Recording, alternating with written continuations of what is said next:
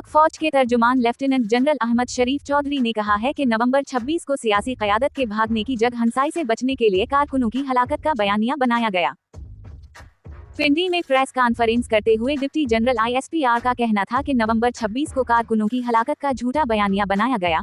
इस्लामाबाद में तैनात किसी सिक्योरिटी अहलकार के पास आतिशी असलहा नहीं था।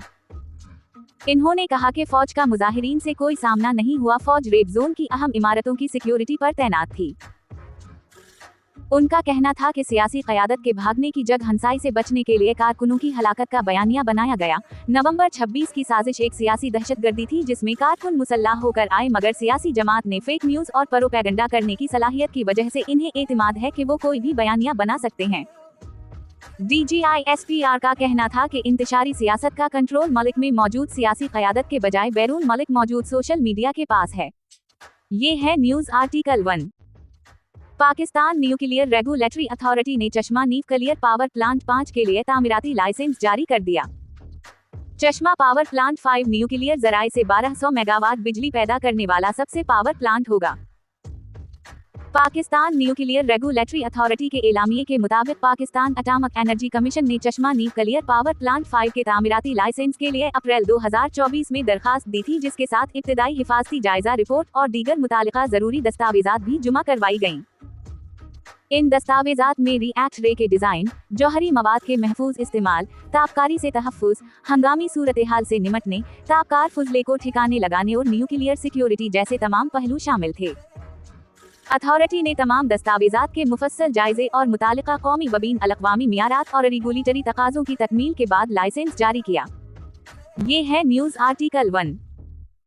हुक्मरान जमात मुस्लिम लीग नून के सेनेटर इरफान सिद्दीकी ने कहा है कि मुज़ाकरात हुकूमत और तहरीक इंसाफ के दरमियान है, बस पर्दा कौन है कौन नहीं हम इस पर गुफ्तगू नहीं कर रहे। जियो न्यूज़ के प्रोग्राम नया पाकिस्तान में गुफ्तगू के दौरान इरफान सिद्दीकी ने कहा कि PTI ने इब्तिदा में कहा कि एस्टेब्लिशमेंट से बात करनी है। जब तक PTI तहरीरी टूर पर मुतालबात नहीं देती, कुछ नहीं कहा जा सकता।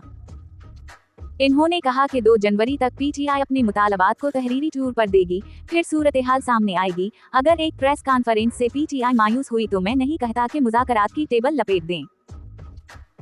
नून लीग ये सेनेटर ने मजीद कहा कि हमारी तरफ से कोई कदगन पाबंदी नहीं, एक मुतालबा लाएं या 10, PTI को 2 जनवरी तक अच्छा वक्त मिल रहा है, तहरीरी टूर पर मुतालबात लाए। उनका कहना था कि हम समझते हैं कि जब तक चीजों को एक तरफ नहीं रखेंगे बात नहीं चलेगी। PTI को खुले दिल के साथ आना चाहिए। मुज़ाकरात जमहूरी अमल है, इसमें ऐसा ही होता है। इरफान सिद्दीकी ने ये भी कहा कि अगर जनवरी 31 से पहले मुज़ाकरात किसी नतीजे पर पहुंच जाते हैं तो ये खुशानद होगा। हम आइंदा भी PTI को फैसिलिटेट करेंगे। इन्होंने कहा कि PTI अगर बानी से मुलाकात का मुतालबा करेगी तो वो भी कराएंगे। आर्मी एक्ट पार्लियामेंट ने बनाया है। ये है न्यूज़ आर्टिकल 1। सदर डोनाल्ड ट्रंप के हलफ उठाने के फौरन बाद चीन और भारत समेत मुतअद्दिद ममालिक पर सफरी पाबंदियां आयद होने का इम्कान है। अमेरिका में ज़ेर तालीम बैन अल-अक़वामी तलबा, खास तौर पर मुस्लिम ममालिक के शहरियों के लिए ये खदशात बढ़ गए हैं कि इन्हें अमेरिका आने की इजाज़त न मिले या उनके वीज़ा मनसूख कर दिए जाएं।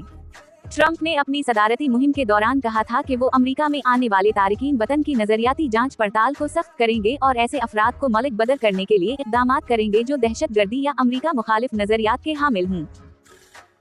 अमेरिका में 2023 से 2024 के तालीमी साल में 1.1 मिलियन बैन अल-अक़वामी तलबा की मेज़बानी की गई थी, जिनमें से बेशतर का ताल्लुक एशिया और अफ्रीका से था।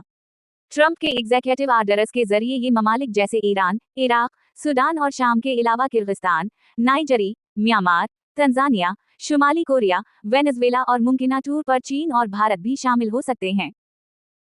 अमरीकी यूनिवर्सिटीज ने अपने तलबा को मशवरा दिया है कि वो ट्रंप के हलफ उठाने से पहले अपनी हाजिरी यकीनी बनाएं ताकि किसी भी गैर मुतवक्के पाबंदी का सामना न करना पड़े।